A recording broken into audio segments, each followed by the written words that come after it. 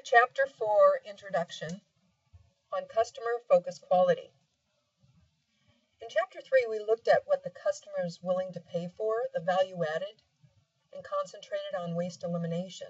And in Chapter 4, we're going to look at what the customer wants, the customer focus. We have the customer's perspective, which is the quality in which the way the customer views or feels about a product.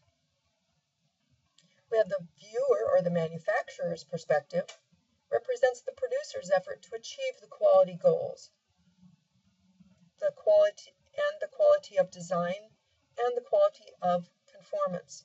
So let's look at a few terms. Quality of design is the ability of the product as designed to satisfy the customer requirements. Quality of conformance is the ability of the product process to produce products that consistently meet the design requirements. So it conforms to the design requirements. Customer-focused quality refers to the quality of design and conformance efforts to meet the customer's requirements.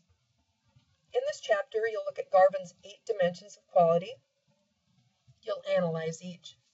Now, I'm going to show you a couple of slides that are created in the slide PowerPoints that are with this chapter.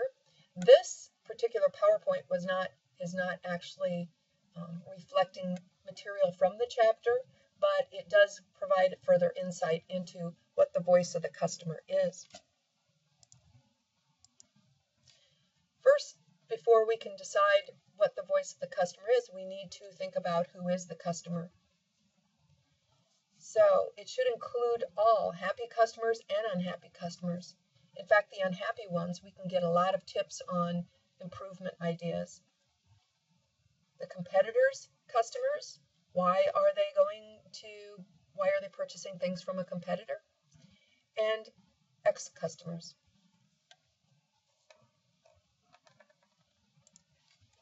Now, in order to get the voice of the customer data, there are ways that you can do that. You can on-site, at your site, see people in action.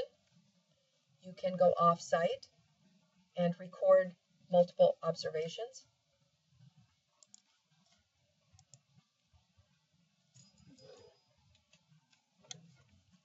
And an idea of who would gather the information, well, engineers, developers, marketers, they emphasize no one or no way is best. It depends on the product, the service, and the process. So this PowerPoint just provides a little more insight. You're welcome to look it over.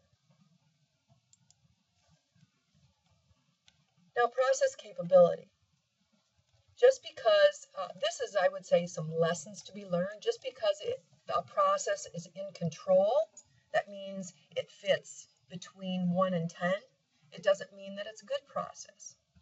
A good process means it's capable of producing according to meeting those specific specifications.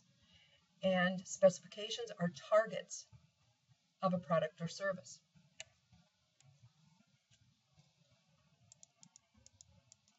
So this is just a little basically about each. Now, I brought up a couple from the SPC PowerPoint, and the statistical process control. SPC stands for process control or statistical process control.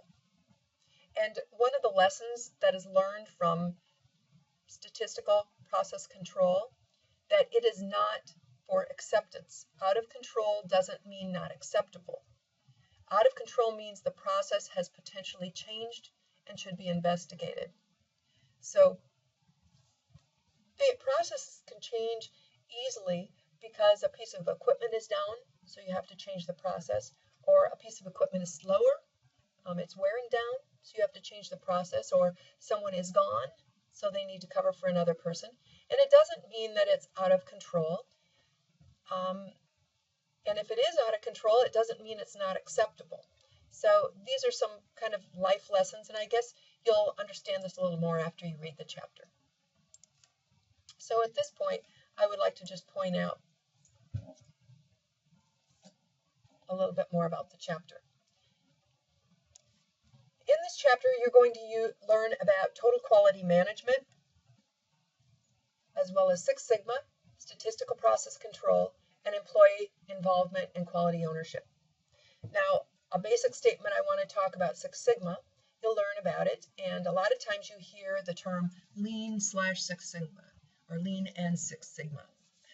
When you read about this, I want you to think about this, what I have to say right here, and that is, Lean is a study of wide, and Six Sigma is a study of deep. All right, so Lean is the wide look or the big look, and Six Sigma is the detailed or the small analytical look. And so you will, after reading this chapter, I believe you'll understand why many companies use both, and that's why you hear Lean Six Sigma. They work well together, basically. Now, this is a YouTube video. It's only 1 minute, and it's going to introduce to you total quality management. It's well done, I think, and I believe it will provide some insight for you. This is a video on Six Sigma, and after you watch these 2 videos, I believe that you'll be ready to go on to reading your chapter, taking your quiz, and doing the discussion questions.